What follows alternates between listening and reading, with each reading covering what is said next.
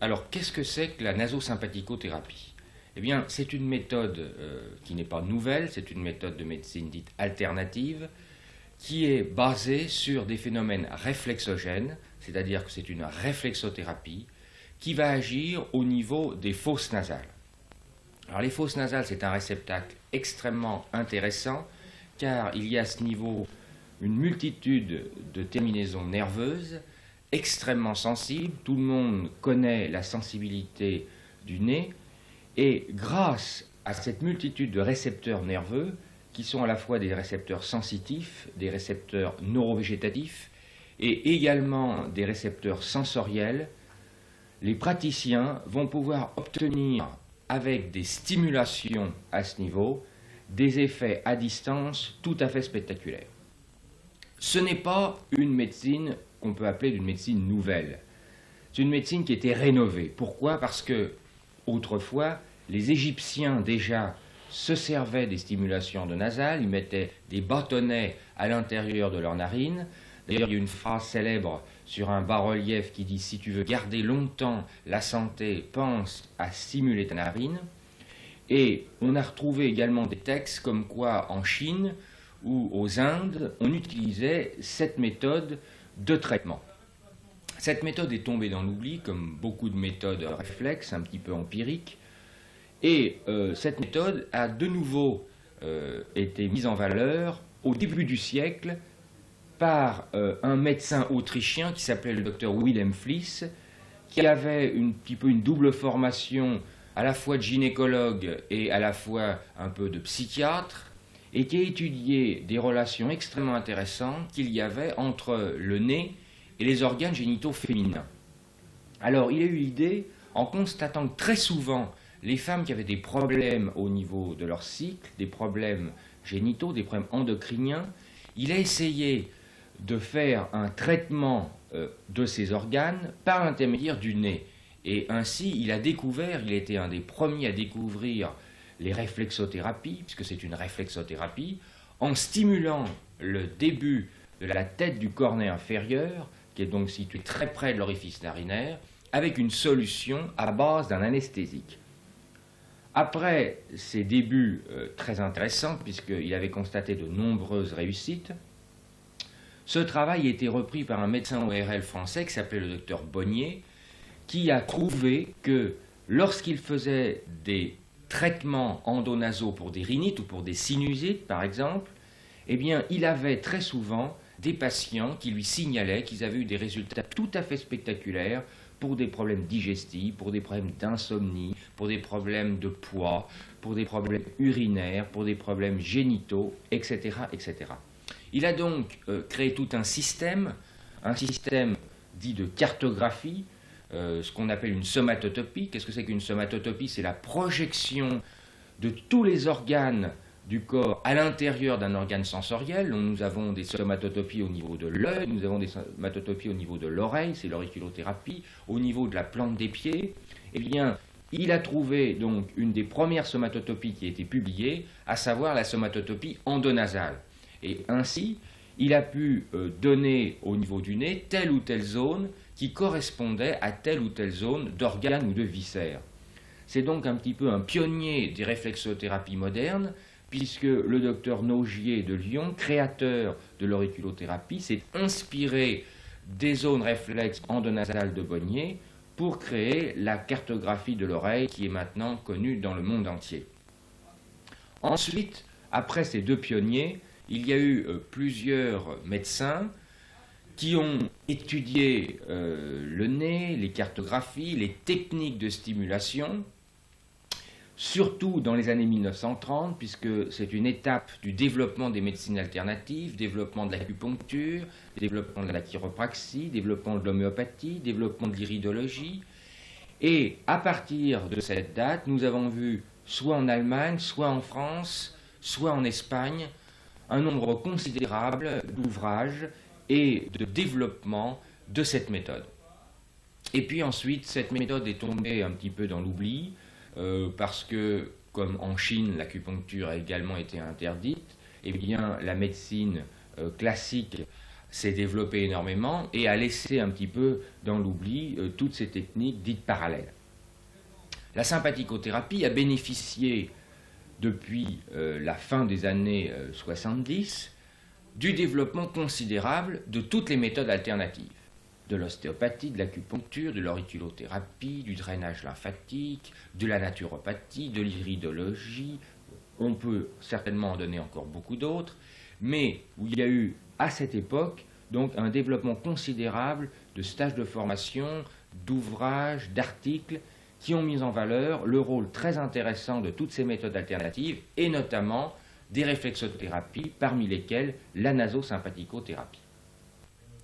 Alors, avant donc de pouvoir faire des démonstrations pratiques, il est bon d'avoir quelques notions fondamentales sur un certain nombre d'éléments nécessaires à la compréhension de la méthode, à savoir notamment quelques notions d'anatomie, quelques notions de physiologie du nez, et également quelques notions d'anatomie et de physiologie au niveau du système neurovégétatif. Pourquoi? Eh bien parce que la nasosympathicothérapie est une technique qui va traiter le système neurovégétatif qui est un système extrêmement important, puisque c'est à partir de ce système que vont s'installer la majeure partie des pathologies, la majeure partie des maladies. Le système neurovégétatif est un système de régulation, c'est un système d'homéostasie générale du corps, et ce système neurovégétatif dirige, domine toutes les fonctions du corps. C'est la raison pour laquelle, dès que nous aurons un problème de dysfonction au niveau de ce système neurovégétatif, cela va entraîner des troubles, tout d'abord des troubles dits fonctionnels, qui sont souvent des troubles subjectifs, que seul le patient, le malade, peut ressentir et qu'il va exprimer à son praticien.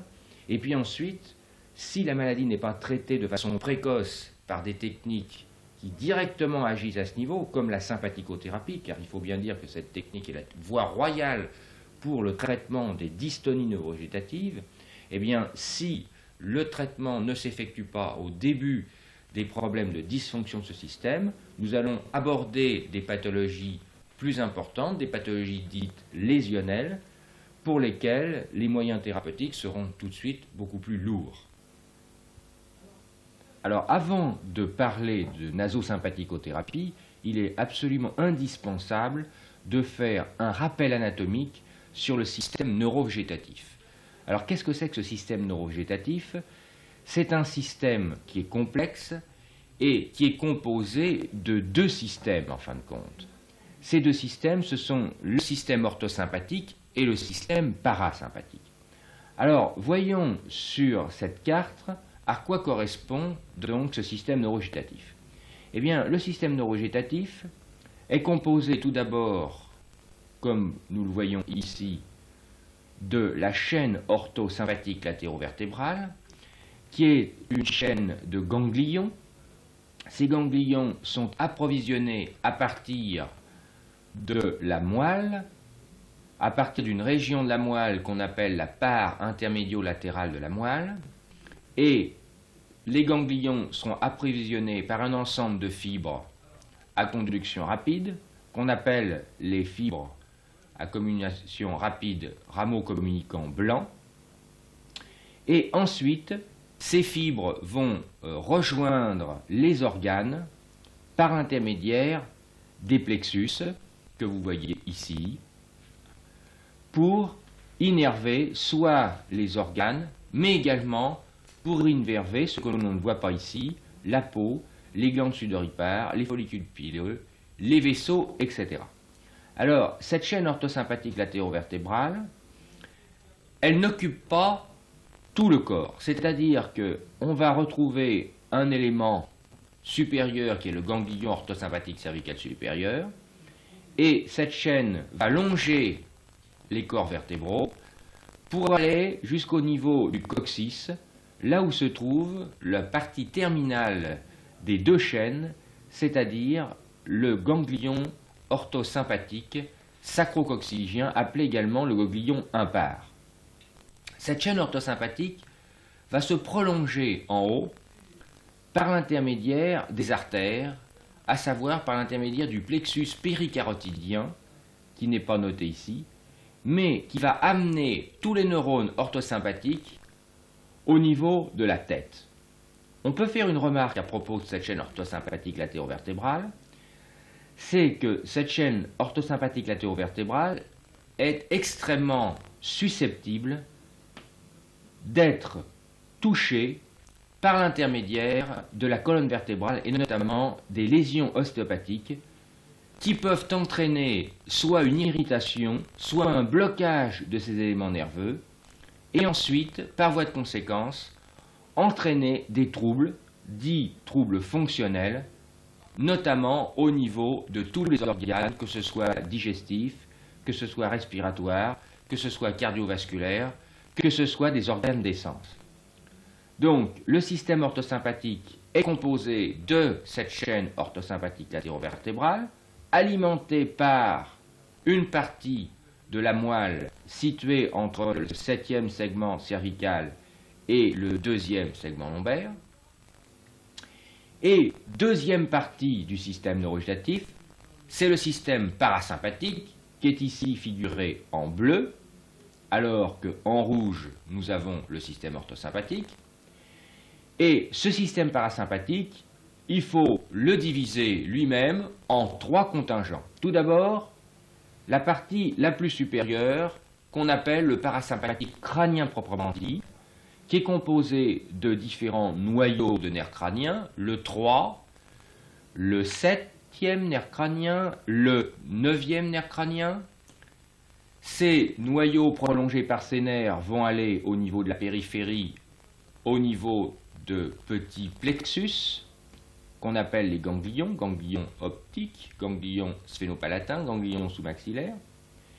Et puis, deuxième contingent parasympathique, c'est le fameux nerf pneumogastrique, appelé également le nerf vague, qui va innerver tout le thorax et également la majeure partie de l'abdomen, sauf la partie terminale du gros intestin et les organes génitaux et la vessie, qui eux dépendent du parasympathique sacré, qui part d'une partie médulaire située au niveau du sacrum, et qui est prolongé par ce qu'on appelle les nerfs pelviens ou nerfs érecteurs des cardes.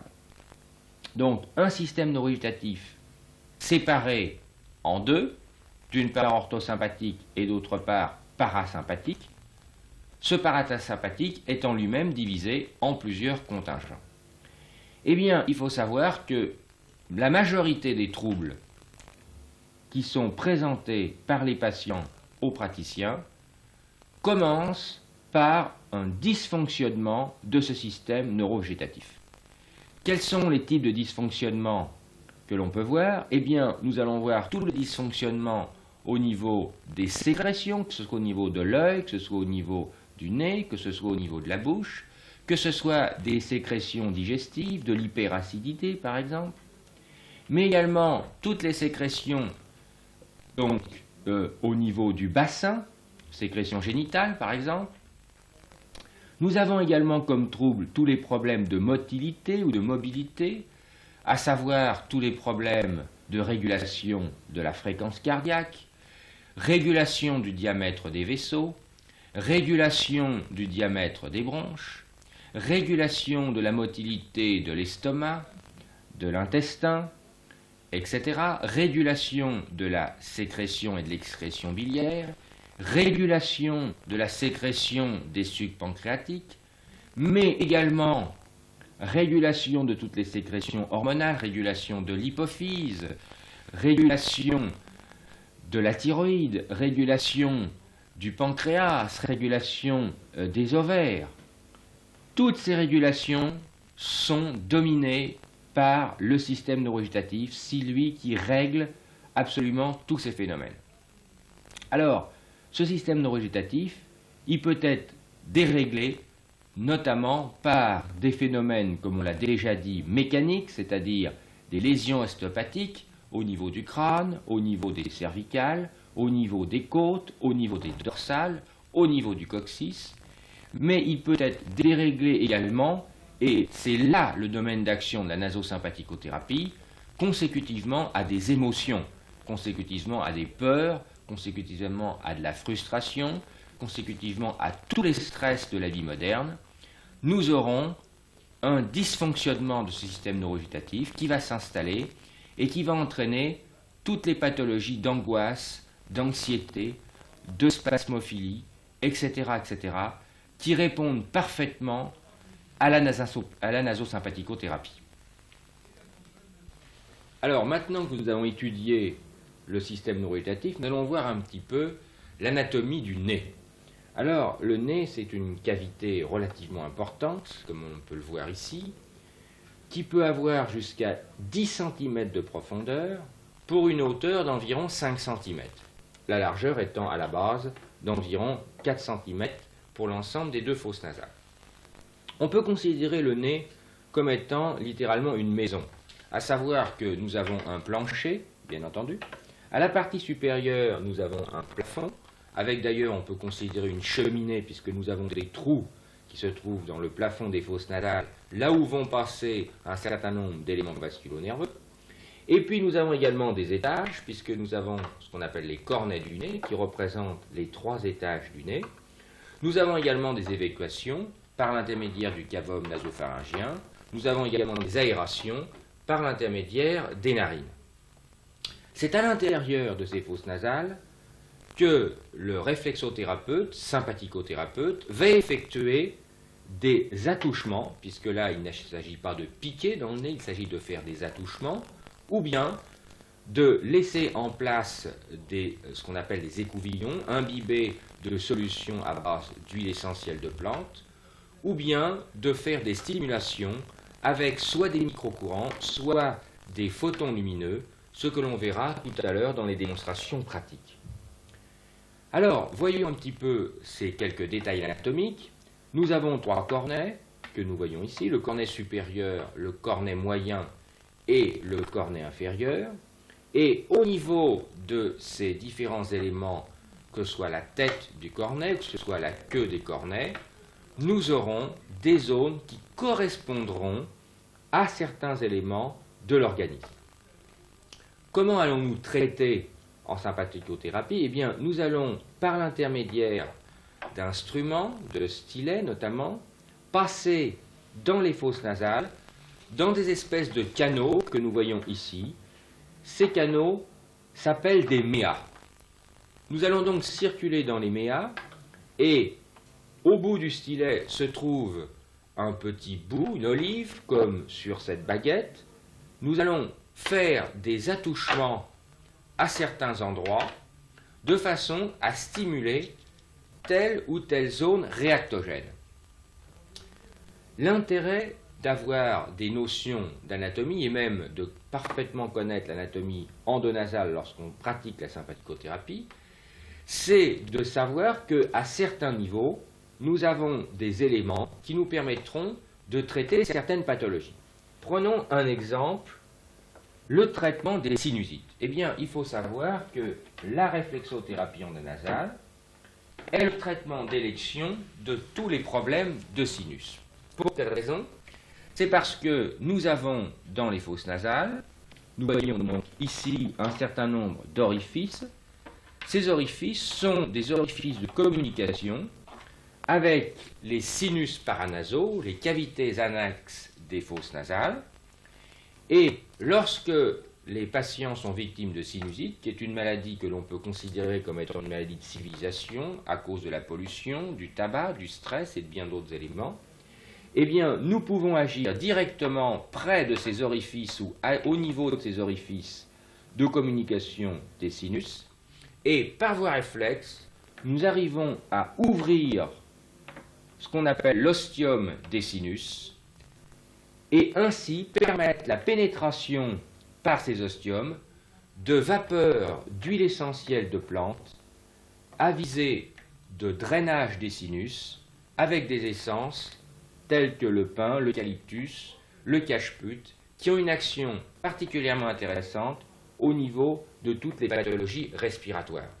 Voilà donc une application pratique de la réflexothérapie endonasale. Il faut savoir également que lorsque nous allons traiter sur tel ou tel niveau des fosses nasales, nous allons avoir une action réflexe. Hein. Nous allons donner un exemple.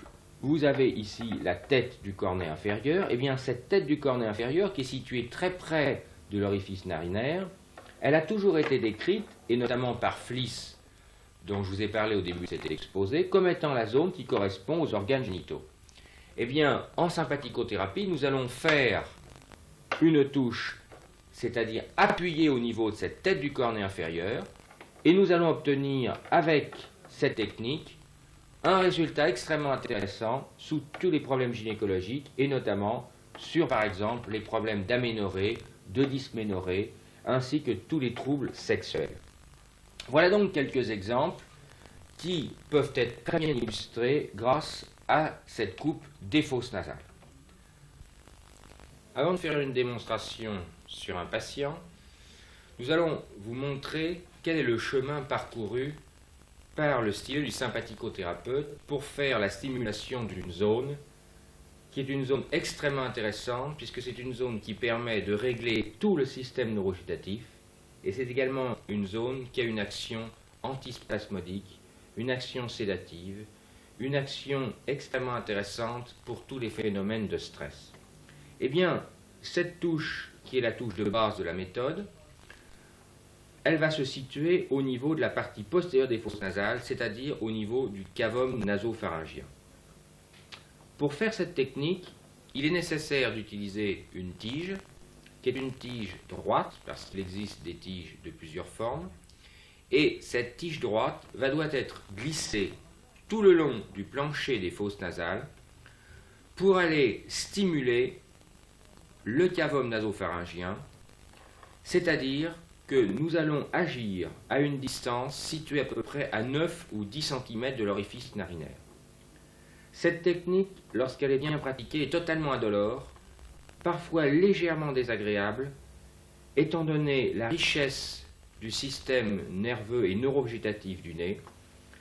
Elle va donc provoquer très souvent des petites réactions à type de larmoiement, parfois des éternuements, parfois des légers chatouillements, qui prouvent justement l'intérêt des phénomènes réflexes endonasaux. Voilà donc la technique pour stimuler le point postérieur. Nous allons vous démontrer une autre technique, par exemple, pour traiter les maladies allergiques, c'est-à-dire les asthmes allergiques, le rhume des foins. Et bien là, nous allons employer un autre trajet dans les fosses nasales. Nous allons enfoncer de façon oblique le stylet et nous allons venir toucher au niveau de la tête du cornet moyen ainsi que sur la paroi externe, c'est-à-dire que nous allons venir bloquer le stylet entre la tête du cornet moyen et la paroi externe. Voilà donc un exemple de deux techniques de touche nasale qui sont pratiquées couramment par les nasosympathicothérapeutes. Nous allons maintenant étudier la cartographie endonasale. Cette cartographie, c'est, comme nous l'avons déjà dit au début de cet exposé, ce qu'on appelle une somatotopie, c'est-à-dire la projection de tous les organes du corps au niveau d'un organe et généralement ces somatotopies se font au niveau d'organes sensoriels. Or le nez est la voie royale des organes sensoriels. Eh bien, nous avons donc à voir sur cette cartographie la répercussion de tous les organes du corps. Voyons un petit peu comment s'organise cette somatotopie. Tout d'abord, à la partie postérieure, à ce niveau, nous avons la représentation de la tête, du crâne, du système nerveux central, du cerveau, etc. C'est à ce niveau, à ce point-ci, que nous allons avoir un maximum de résultats. Notamment, c'est un grand point pour régler tous les problèmes du système neurovégétatif. C'est-à-dire que lorsqu'un sujet a trop d'orthosympathique, par exemple, nous allons pouvoir diminuer cet orthosympathique et remonter son parasympathique. Si au contraire, il a trop de parasympathique, on diminuera le parasympathique pour augmenter l'orthosympathique. C'est donc un point de régulation neurovégétative extrêmement intéressant, mais en plus c'est un point très intéressant car il nous permet de traiter les insomnies, il nous permet de traiter les maux de tête, les migraines, les gens dépressifs. C'est un point spasmolytique, c'est un point sédatif, c'est un point aux multiples actions. Après la tête, nous allons avoir la projection du cou, et là, nous aurons la projection des ganglions orthosympathiques latéraux vertébraux cervicaux, ganglion cervical supérieur par exemple, ganglion cervical moyen ou ganglion stellaire par exemple. Le fait de connaître la projection de ces ganglions à la partie interne des fosses nasales nous permet de savoir que lorsque nous voulons traiter un organe, si par exemple nous voulons traiter les poumons ou le cœur, eh bien, nous pourrons avoir une action sur cette zone du ganglion stellaire, puisque le ganglion stellaire envoie des nerfs pour les poumons, le cœur, mais également pour la glande mammaire, pour la thyroïde, pour le bras, etc., etc. Nous allons retrouver ensuite toute la zone digestive, avec l'estomac, avec le foie à droite, le pancréas à gauche, avec les intestins, mais également nous allons retrouver le rein, la glande surrénale.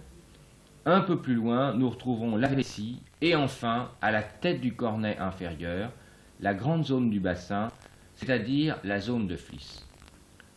Nous notons donc que nous allons retrouver la majeure partie des zones réactogènes, réflexogènes, sur la paroi externe du cornet inférieur, c'est-à-dire contre la paroi externe donc des fosses nasales.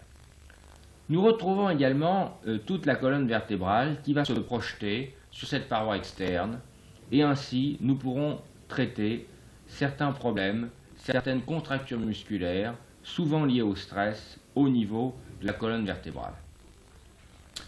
Nous retrouvons à un autre niveau, ici, la zone dite allergie pulmonaire. Cette zone, qui est ici signalée par les poumons et le nez, est la zone d'élection de tous les problèmes d'asthme, des problèmes d'allergie nasale, etc., etc. Nous avons également une autre zone très importante, c'est la zone de la queue du cornet moyen. Cette zone a une action de stimulation du système parasympathique.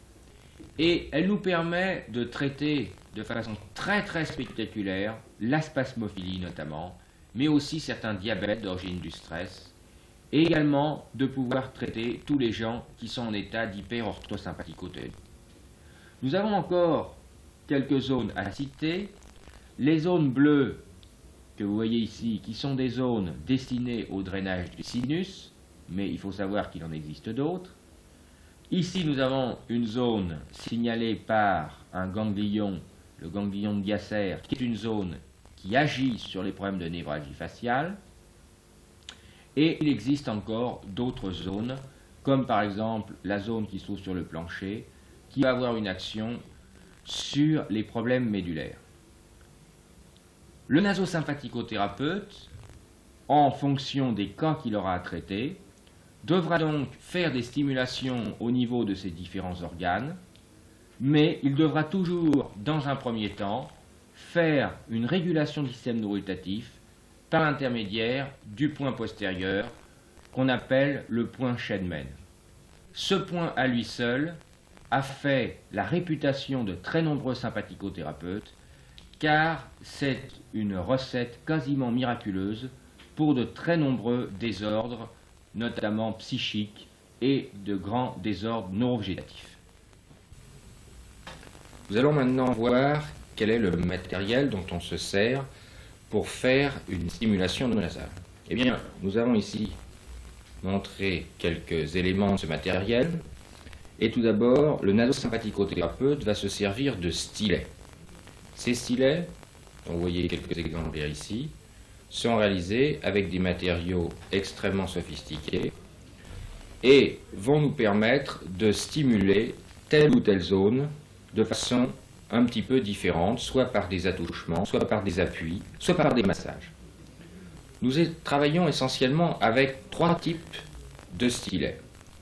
Les stylets souples, que vous voyez ici, qui ont un aspect spiralé, avec une petite olive au début.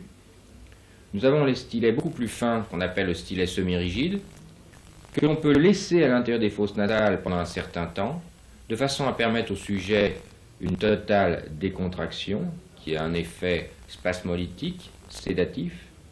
Et nous avons également des stylets beaucoup plus rigides, qui sont terminés par des grosses olives, et qui nous permettent d'appuyer sur la muqueuse de façon à obtenir une congestion vasculaire localisée. Ces stylets sont appelés les stylets dits droits, car ils permettent de traiter dans la partie inférieure des fosses nasales. Nous utilisons également des stylets qui ont des formes courbes.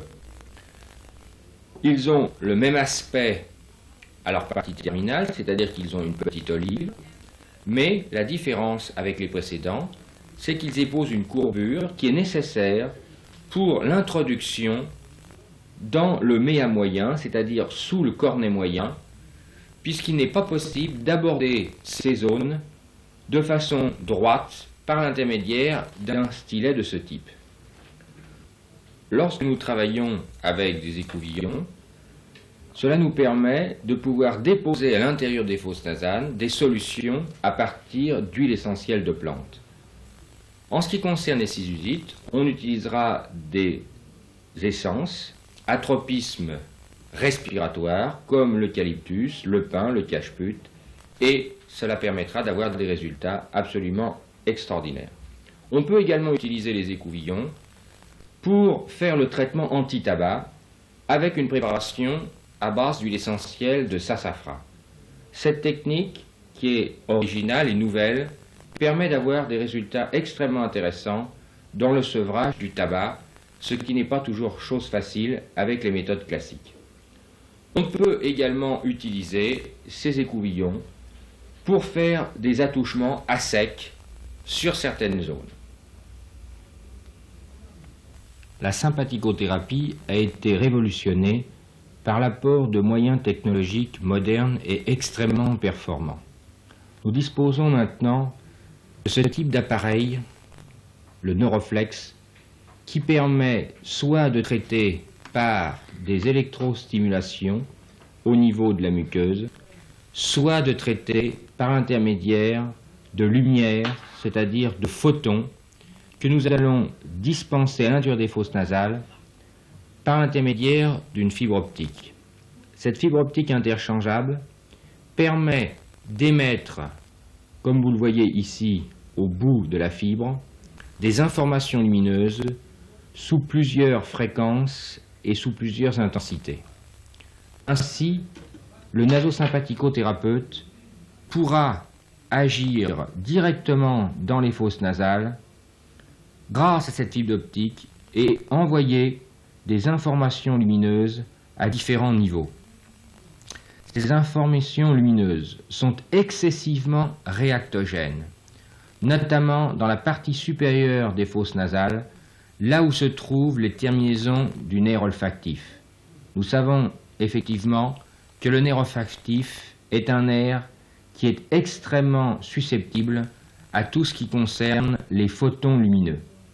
Ainsi, nous avons là un traitement d'élection de nombreux troubles endocriniens qui sont parfaitement réglés par ces stimulations lumineuses. Nous disposons également de la possibilité d'avoir une stimulation par microcourant. Cette sonde gainée sur toute sa longueur, ne laissant que le courant arriver sur l'olive terminale, permet d'avoir des résultats extrêmement spectaculaires sur tous les phénomènes névralgiques, les sciatiques, les névralgies cervico-brachiales. Ces pathologies peuvent être traitées de façon très efficace par l'électrostimulation endonasale et peut être une alternative à toutes les autres techniques manuelles qui, bien entendu, ont une place de choix dans le traitement de tous les phénomènes algiques, rachidiens et névralgiques. Alors, à quoi sert la nasosympathicothérapie? C'est une méthode qui peut traiter énormément de troubles et d'affections.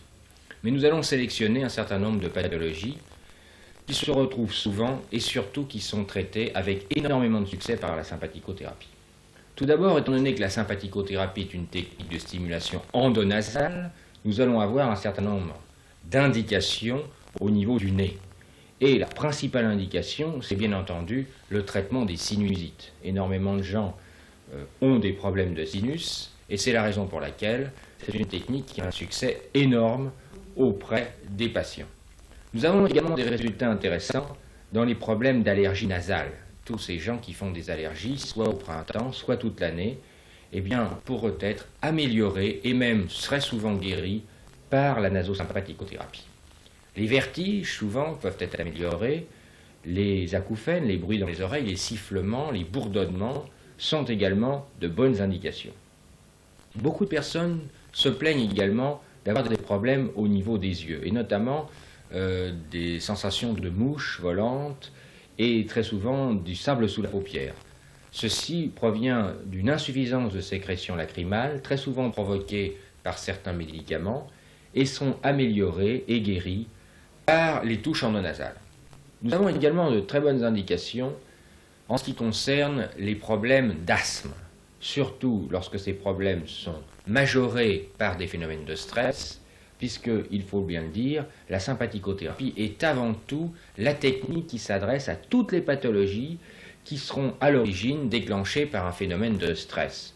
C'est-à-dire toutes les angoisses, les anxiétés, les gens qui se plaignent d'avoir des boules à la gorge, difficultés à avaler, des dysphagies, toutes les personnes qui sont victimes de ce qu'on appelle la spasmophilie, avec tous ces symptômes bizarres, des céphalées, des picotements dans les doigts, des angoisses, des oppressions thoraciques, des gènes au niveau digestif, des ballonnements, etc. Ce sont des grandes indications de la méthode. Les problèmes digestifs, l'hyperacidité gastrique, les gastrites, les problèmes de colite, les constipations sont également de très bonnes indications. La méthode connaît un grand essor également dans tous les problèmes au niveau du bassin, que ce soit les troubles du système génital chez la femme, les aménorrhées notamment. L'aménorrhée consécutive à un stress est une grande indication de la méthode et donne des résultats tout à fait spectaculaires, même des fois après 10 ou 15 ans. Les dysménorrhées, les stérilités fonctionnelles, sur lesquelles on a des fois des résultats très intéressants parce qu'elles sont très souvent liées à un état de stress de la femme. Tous les problèmes sexuels, l'impuissance, la frigidité, sont également de très bonnes indications. Certaines douleurs sont également traitées par la sympathicothérapie. Les céphalées, les migraines, la fameuse migraine de décompression, qui est une migraine qui est liée à l'état de stress permanent de l'individu, qui lorsqu'il arrive en week-end, se sentira tout de suite pris par des maux de tête épouvantables. Les névralgies de la face, la névralgie du trijumeau par exemple, est une excellente indication. Dans le domaine des névralgies, nous pouvons avoir des résultats sur certaines sciatiques, certaines névralgies cervico-brachiales, surtout lorsqu'elles apparaissent consécutivement à des phénomènes de stress, d'inquiétude, d'angoisse. Nous avons également des résultats intéressants dans le domaine des pathologies vertébrales. La dorsalgie, notamment la dorsalgie dite de la secrétaire, souvent stressée par son travail ou des problèmes familiaux, peut être traitée avantageusement par la nasosympathicothérapie. C'est une technique qui peut également être très intéressante pour le sevrage du tabac. En effet, c'est une technique nouvelle qui n'est pas encore très connue par les praticiens et le public et qui peut avoir des résultats extrêmement spectaculaires, même si elle peut également être associée à d'autres techniques comme l'auriculothérapie ou l'acupuncture. Voilà donc les principales indications de la méthode. Il y en a bien entendu d'autres. Il n'est pas nécessaire de tout développer ici, mais nous allons peut-être pouvoir en reparler lors des démonstrations pratiques, puisque nous allons maintenant passer à la séquence pratique de ce film. Nous allons maintenant procéder à une démonstration pratique du point fondamental de la méthode qui s'appelle Schenmen. Avant toute chose, pour faire cette technique, il faut que le patient soit bien installé, allongé, dans de bonnes conditions de détente. Nous lui demandons de mettre les mains sous les fesses de façon à éviter que lors d'un mouvement, il puisse interrompre le traitement. Et nous allons procéder donc à ce traitement. Nous utilisons un stylet dit semi-rigide, très fin. Nous maintenons le front du sujet, nous relevons légèrement le lobule du nez et nous introduisons très délicatement la tige endonasale à l'endroit prévu. Nous allons faire cette technique de façon bilatérale. Donc nous introduisons au même endroit, mais du côté opposé, le stylet. Et ensuite, nous procédons à de petites stimulations de façon à avoir des réactions au niveau de l'œil. Très souvent, on observe des modifications au niveau de la pupille et on peut observer également un larmoiement qui témoigne d'une bonne réaction au niveau du système neurovégétatif. Ces stylets peuvent être maintenus plusieurs minutes au niveau des fosses nasales pour obtenir un effet sédatif, un effet anti-angoisse, anti-stress qui a fait ses preuves avec tous les patients que nous avons traités avec cette méthode. Nous allons maintenant vous démontrer une technique, on peut dire, de massage à l'intérieur des fosses nasales. C'est une technique qui va stimuler toute la paroi externe des fosses nasales sur laquelle se trouve la projection du système orthosympathique. Cette technique a pour but de stimuler ce système et a un double intérêt. Tout d'abord, c'est une technique que l'on emploie pour stimuler les sportifs, car ça leur entraîne une augmentation du tonus orthosympathique, à savoir une augmentation du nombre des hématies, une augmentation d'excitabilité neuromusculaire, et cela permet donc de pouvoir faire des efforts plus intenses et de longue durée.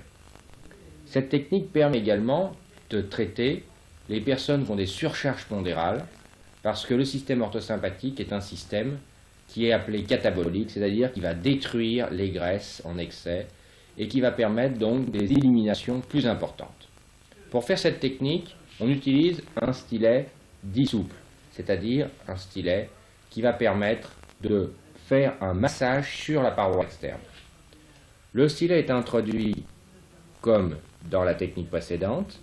Nous allons faire une stimulation tout d'abord au niveau du point postérieur et ensuite nous allons faire un balayage, un espèce de massage sur toute la partie externe.